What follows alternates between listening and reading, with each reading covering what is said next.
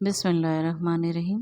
بچپن سے یہ حدیث سنتے اور پڑھتے آ رہے ہیں کہ حسد نیکیوں کو اس طرح کھا جاتا ہے جیسے آگ سوکھی لکڑیوں کو۔ اس وقت ذہن بچکانا تھا، کبھی اس بات کی گہرائی کو محسوس ہی نہیں کیا، لیکن جو عمر کی منازل طے کرتی چلی گئی، اپنے نبی حضرت محمد صلی اللہ علیہ وآلہ وسلم سے محبت کا رشتہ مضبوط ہوتا گیا، یہ سوچ کر کہ وہ انسان کی نفسیات کو کس قدر جانتے تھے۔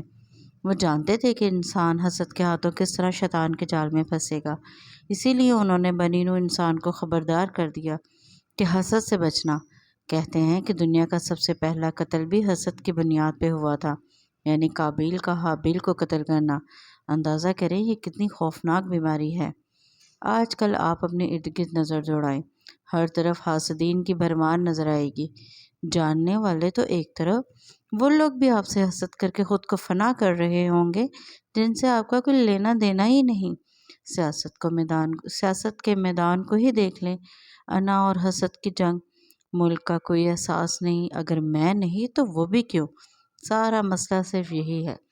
پہلے حسد میں مبتلا آپ کے قریبی لوگ اور رشتہ دار ہوتے تھے، اب تو معاشرہ اس نہج پر پہنچ گیا ہے کہ ہر کوئی دوسرے کی فکر میں دبلا ہو رہا ہے۔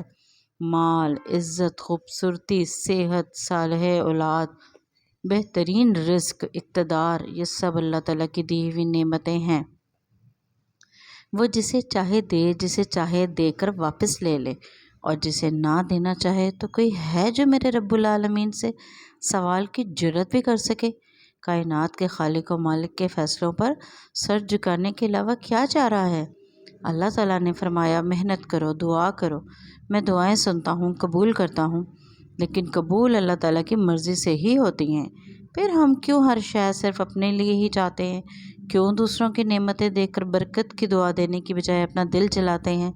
روز محشر اللہ تعالیٰ حاسد سے یہ سوال ضرور کریں گے کہ میرے فلاں بندے کو فلاں نعمت میں نے دی تھی، تو تم کون ہوتے تھے حسد کرنے والے؟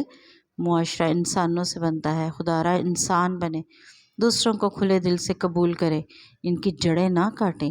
لیڈر اپنے دل سے جب حسد نکال دے گا تو اس کے فالوورز بھی اپنا دل کھلا کر لیں گے، ورنہ معاشرہ مزید تقسیم ہوتا چلا جائے گا۔